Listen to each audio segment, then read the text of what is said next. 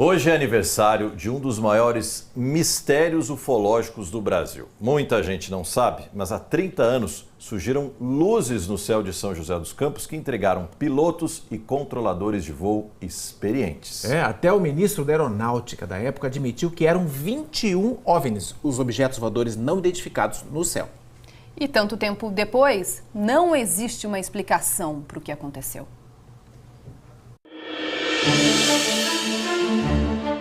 Nós não conseguimos nem nos aproximar, muito menos identificar. Objetos não identificados na área de São José dos Campos. Diferentemente de hoje, o mês de maio na nossa região costuma ser de céu claro, com pouquíssimas nuvens.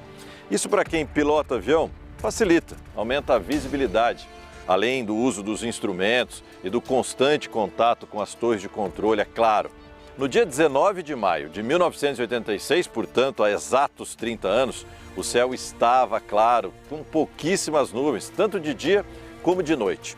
E o que foi detectado aqui embaixo pelos radares também foi visto lá de cima, de dentro da cabine de um modelo de avião como esse, o Xingu. Quem pilotava o avião era Osiris Silva. Ele foi o primeiro piloto a saber sobre os objetos voadores não identificados, os OVNIs. Osiris era presidente da Embraer e voltava de Brasília depois de aceitar o convite para assumir a presidência da Petrobras. Ele estava acompanhado de outro piloto, Alcir Pereira, quando recebeu alertas de tráfego aéreo intenso. Mas mesmo com boa visibilidade, não avistou nada durante a viagem, até chegar ao Vale do Paraíba. A mim me pareceu mais uma grande lâmpada fluorescente, né? Alongado. Era como se fosse um cilindro no espaço, né? E aí eu falei, vou lá dar uma olhada. Então pus o avião nessa direção. Foi aí que o Alcir quase saltou do avião.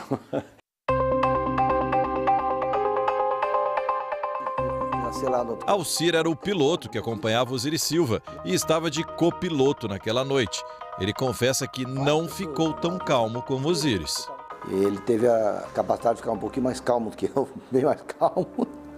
Eu imagino, quando você estava bem próximo, aquilo saía para outro canto, com uma velocidade muito grande. Então, a minha dúvida é, um avião não consegue fazer aquilo. Nem mesmo mal caça. Hoje, com 3.000 km por hora, 3.600 km por hora, não consegue fazer um deslocamento daquele. 5 caças da Força Aérea Brasileira, bem mais potentes que o avião que Osiris pilotava, decolaram para tentar identificar os objetos voadores. O senhor tem ideia do que poderia ser isso? Infelizmente não. Um ponto de luz, porque nosso objetivo justamente era esse, se aproximar e identificar. Nós não conseguimos nem nos aproximar, muito menos identificar.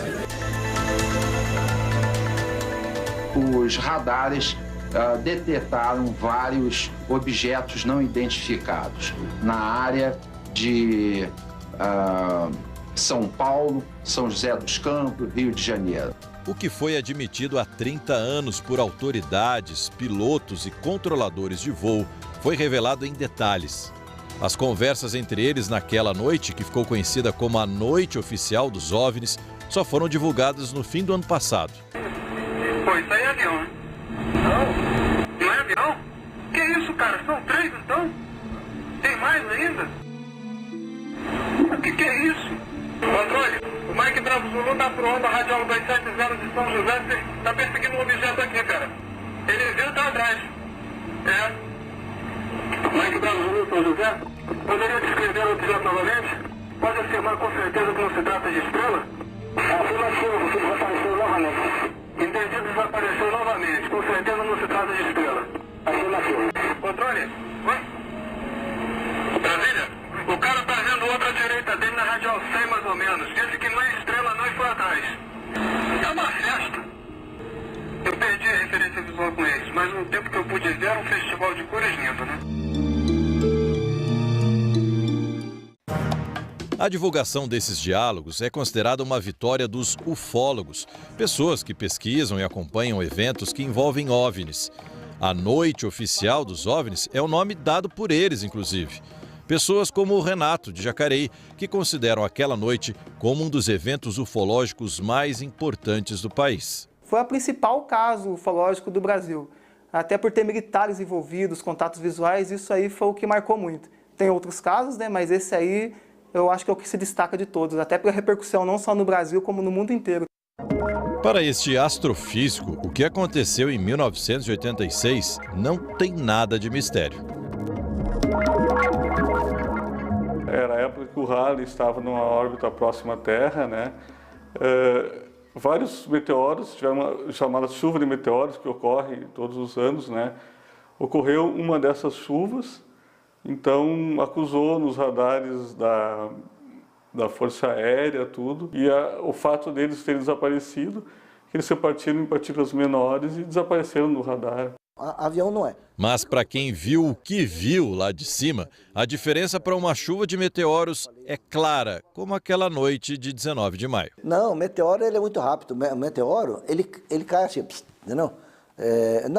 Eu vou ir na noite dos meteoros aqui no Brasil. Eu tive o privilégio de voar na noite dos meteoros. Nada a ver. Não, imagine. O meteoro ele não fica parado. 30 anos depois, quase 11 mil noites depois daquela, será que não dá para dizer o que era aquilo que brilhou sobre as cabeças dos moradores da região?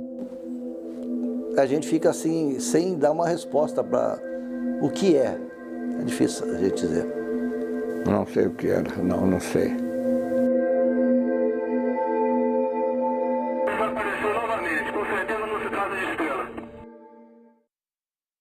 Que história, não? Que história. Que história. Se fosse hoje, a gente teria milhares de vídeos e fotos desse céu iluminado. Então essa Quem história... sabe enviados pelo aplicativo pra gente. Guarda Repórter. Então essa história é uma das últimas que ainda é contada ali, ó. E tem no credibilidade, relato. né, Rogério? Tem credibilidade uma história Sim. dessa, né? Porque, olha, o seu Osiris Silva é... Tão conhecido nosso aqui da região, né? Foi ministro, né? Maior autoridade da aeronáutica, né? Na época. Foi Presidente público de dizer grandes que eram empresas, óbvios. Nossa, muito uma importante. situação... Então tem um estranha, né? relatório. Mas não tem explicação até hoje.